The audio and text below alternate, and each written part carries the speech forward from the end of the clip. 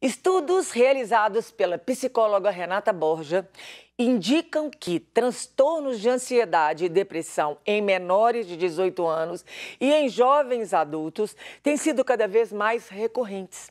Na pesquisa feita em uma escola particular de Belo Horizonte, 75% dos alunos de 14 a 16 anos disseram que sofrem de ansiedade. Para entender por que essa faixa etária tem sido tão atingida por este problema, a própria Renata vai conversar com a gente. Bom dia, Renata. Bem-vinda de volta ao Manhã da Piedade. Alegria ter você Obrigada por conosco. estar aqui. Obrigada, foi um prazer. É um prazer estar aqui com vocês novamente. Então, doutora Renata, por que esses garotos tão jovens estão desenvolvendo ansiedade? Bem, a ansiedade, na realidade, ela é uma emoção, né?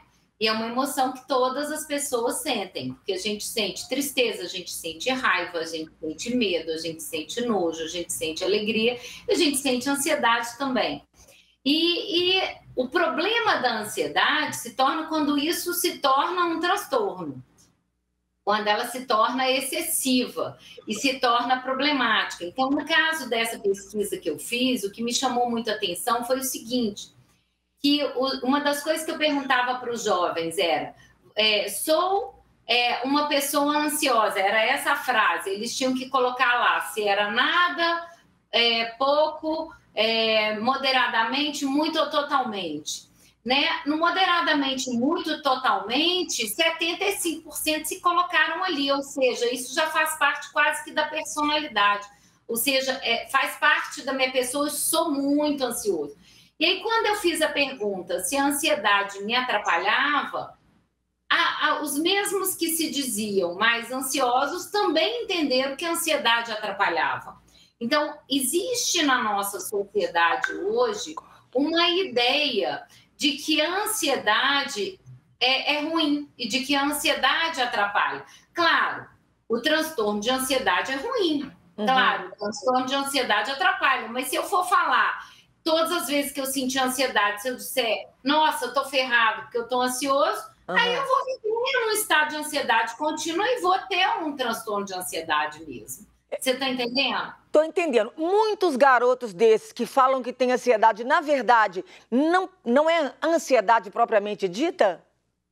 Não, eles têm ansiedade, porque nós temos a emoção. É essa que é o ponto. O difícil hoje está sendo você diferenciar o que é emoção e o que é o transtorno. Tá entendendo? Então, o que acontece? As pessoas, só que eles já entendem a emoção como problemática. Entender a emoção como problemática já é um passo adiante para o transtorno, já contribui para que você possa desenvolver o transtorno mais tarde. Então, não necessariamente esses 75% desses jovens têm um transtorno de ansiedade, mas eles estão entendendo a ansiedade como algo complicado e, dessa forma, estão entendendo que a ansiedade é ruim, eles já estão propensos a ter um transtorno de ansiedade mais sério, um problema mais grave. Entendi. Eles têm a emoção que isso não é problema, mas que já ficam tão preocupados e relevantes que essa emoção está virando um transtorno. Isso? Exato. Aí eu vou te explicar por quê. O que acontece? Todas as vezes que nós sentimos ou medo ou ansiedade, a gente tem junto um tipo de pensamento de risco ou ameaça. Então, se eu entendo que alguma coisa de ruim pode me acontecer, por exemplo, vamos falar da ansiedade para os jovens, a grande coisa que gera ansiedade para eles, vamos dizer, seria provas ou testes, ou relacionamento com outras pessoas, se os meus amigos vão gostar de mim ou se não vão. Então, eles têm sempre uma ideia de risco, ou seja, né? E se eu não for bem na prova? Ou seja, eu tenho um risco de não ter uma nota boa. E se meus amigos não gostarem de mim? E se fulano brigar comigo? E se... Então, todas as vezes que eu tenho o pensamento, e se, será que, e agora? Ou eu penso no futuro, de uma ideia de que isso pode ser um problema, pode vir a ser um problema, então eu tenho uma percepção de risco ou de ameaça, automaticamente eu sinto ansiedade. Automaticamente. Porque o nosso corpo faz isso para nos proteger. Eu estou avaliando um perigo? Estou. Então, produz adrenalina, noradrenalina, cortisol, tudo aquilo que é necessário para você poder reagir. Isso é natural, a emoção é natural. A gente precisa dela para sair de uma situação perigosa. Uhum. Essa realidade, ela existia antes da pandemia ou você acha que com a pandemia deu uma piorada? Não, essa pesquisa que eu fiz foi antes da pandemia. Eu acho que com a pandemia piorou muito. Uhum. Até porque hoje nós temos um outro problema. Vamos falar dos jovens, então? Vamos falar adolescentes. Uhum. Eles estavam fazendo as provas todas online. Agora eles não vão fazer mais prova online. Eles não podem ter consulta mais. E aí, como é que vai ser? Então, quer dizer, eles estão desacostumados. Passaram 2 anos fazendo provas praticamente online. Então, eles vão ter muito mais dificuldade na hora de fazer prova, eles vão ter muito mais avaliação de risco. Quanto mais avaliação de risco eles tiverem, mais ansiedade eles terão. Quanto mais eles entenderem a ansiedade como negativa, mais ansiedade eles vão ter. E aí, a percepção de ansiedade, ela não para, ela dá continuidade e eles vão piorar. Então, a ideia é eu entender que a ansiedade é uma emoção como qualquer outra e eu preciso ajustar essa emoção e falar, peraí, a ansiedade pode me ajudar a resolver problemas em situações difíceis. Uhum. Ela me faz pensar mais rápido, ela me faz criar estratégias. Então, a ansiedade promove isso. O nosso cérebro oxigena mais quando o coração bate mais rápido. E isso pode ser positivo para você dentro de uma prova. Agora, se você entende que vai ser negativo, você já transforma aquilo em problema e provavelmente você vai ter um efeito negativo disso. Uhum. O monitoramento feito pela USP mostrou que 36% dos 6 mil jovens ouvidos relataram traços de ansiedade e depressão durante a pandemia.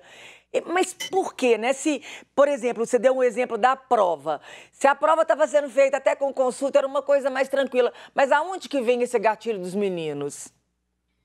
Sabe um dos problemas graves que eu vejo que a pandemia trouxe foi a questão das pessoas ficarem muito voltadas para a tela. Em primeiro lugar, telas o tempo todo, isso daí vai gerar um hiperestímulo cerebral que vai gerar problemas por conta de luzes e uma série de outras questões. Então, isso já contribui. Agora, fora isso, nós tivemos também o afastamento dos pares. Então, nós vamos falar, os jovens, eles são aquela idade, principalmente os adolescentes e os mais jovens, eles querem sair com os amigos, eles estão nesse momento de troca, de ter uma relação com as pessoas, de começar um namoro, então, de se relacionar emocionalmente com outras pessoas, mas essa troca do grupo, eles precisam do grupo. Então, quando você coloca as pessoas mais dentro de casa, sem essa troca, é claro que você vai gerar um desconforto. Uhum. É óbvio. Uma coisa que eu tenho escutado muito dos meus jovens é a reclamação seguinte: olha, eu passei por essa idade e essa idade nunca mais vai voltar na minha vida. Uhum. Isso é um fato, é uma realidade. Isso vai gerar tristeza? Claro. Então, porque eles estão frustrados, né? Porque eles perderam algumas oportunidades que eles entendem que seriam únicas e exclusivas daquela idade. E realmente eles perderam muitas coisas. Verdade. Então a gente não pode dizer que isso não aconteceu. E quando eu perco, né, a sensação de perda gera tristeza. Tristeza em excesso, depressão. Então, por que é que eles vão relatar isso? Porque eles estão tristes, sim, porque eles tiveram perdas reais. Não é inventada. Uhum. E então, isso que você está falando, uma coisa vai puxando a outra. E aí eu te pergunto, como fazer uma adaptação em momentos de incertezas, em momentos de mudanças? O que a gente precisa fazer agora? Agora a pessoa precisa cuidar do bem-estar dela. Então, em primeiro lugar, organizar a rotina. Né? Porque rotina ajuda a gente a se organizar internamente também. Então, você criar hábitos e hábitos saudáveis, ter uma alimentação de qualidade, fazer uma atividade física. Atividade física ajuda muito a regular o humor, né? Uma caminhada, uma musculação, um jogo. Cuidar da sua espiritualidade é algo que ajuda muito as pessoas também. Porque você fazer o exercício da espiritualidade, eu não estou nem dizendo da religiosidade, mas o fato de você exercitar a sua espiritualidade é um fator de proteção muito importante. Outras coisas importantes, cuidar dos seus relacionamentos, das suas amizades, dos relacionamentos pessoais com a família, com pessoas próximas. Voltar agora a retomar esse contato, né? O contato com as pessoas. Nós somos seres sociáveis, nós sentimos falta desse contato. Então, isso é importante. Autocompaixão é o quê?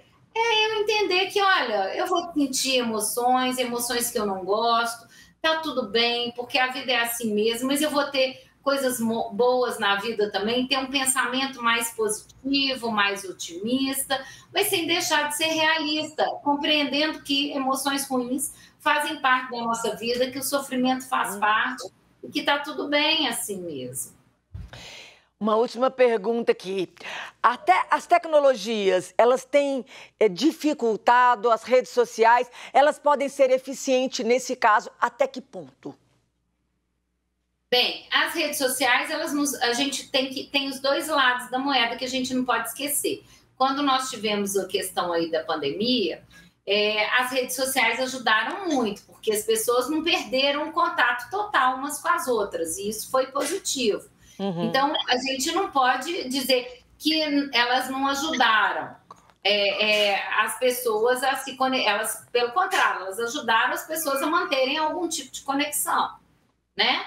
Então, isso foi importante. Essa conexão hoje em dia, a gente, por exemplo, agora a gente está podendo fazer esse programa aqui, é tudo graças à tecnologia e à internet. Também que ela existe, que ela propicia que a gente possa estar junto, apesar da gente estar distante. Mas, ao mesmo tempo, o excesso de qualquer coisa é sempre complicado. Porque quando a gente fala principalmente de telas, né, as telas põem o nosso cérebro em ação e deixam o nosso cérebro despertado. Então, a gente vai ter uma dificuldade de sono depois, o sono de qualidade. O sono reparador, ele é importante para você ter uma qualidade de vida, para você ter um dia melhor no dia seguinte. Fora que gera uma série de problemas, a gente tem visto agora vícios, né? Muitos jovens viciados em jogos eletrônicos, muitos jovens com problemas sérios, sem conseguir ficarem longe da tela por muito tempo. Então, isso é sério e precisa ser tratado. Então, os pais têm que ter bastante atenção quando eles observarem que um jovem está mais depressivo, está mais irritado, está mais nervoso, está tendo problemas realmente de ficar livre das redes ou de jogos ou de coisas nesse sentido, que procure um profissional adequado para fazer uma intervenção, porque realmente já deve ter alguma coisa saindo do padrão.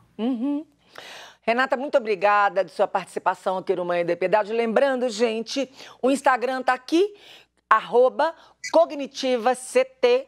Vocês seguem, manda DM, compartilha. E lá no link na bio, acredito que acha todos os telefones para entrar em contato, tudo, não é isso, Renata? Isso mesmo. A gente tem um site também, que é o www.cognitivacentrodeterapia.com.br. E fica aí, né? O meu convite para todos. E olha, eu estou lançando semana que vem um curso para professores gratuito. Aí eu queria já falar, se alguém aqui for professor ou conhece alguém que é professor, é um treinamento de saúde emocional. Aí. Pode fazer sua propaganda. É gratuito, 9 aulas para os professores. 9 aulas gratuito para professores. Aonde que as pessoas, pelo site, elas encontram todas as informações? Elas encontram no site e elas encontram também no nosso Instagram. O site, vamos repetir então, cognitivacentrodetreinamento.com.br. Não, Centro de Terapia. Cognitivacentrodeterapia.com.br é o site. Tá na tela. E o Instagram é CognitivaCT. Instagram, CognitivaCT. E o site Cognitiva Centro de Treinamento. De terapia. Gente, eu botei treinamento na minha mente e não sabe. Centro de Terapia. Centrodeterapia.com.br. Quem for professor pode ir lá. Nós vamos dar 9 aulas gratuitas. e também de treinamento de habilidades socioemocionais para o aluno com o aluno em sala de aula também. É muita coisa, viu, gente? É muito importante. Eu vou fazer propaganda porque eu acho que as pessoas, sendo gratuito, eu acho que é bom que elas podem compartilhar com o professor do aluno, do filho, pode ser professor e pode querer fazer também, então fica aí o convite. Fica aí o convite, gente, não perde não, muito importante, que está precisando isso nos últimos dias. Então, muito obrigada, Renata Borges, sua presença aqui, Deus abençoe muito o seu trabalho. Obrigada, gente.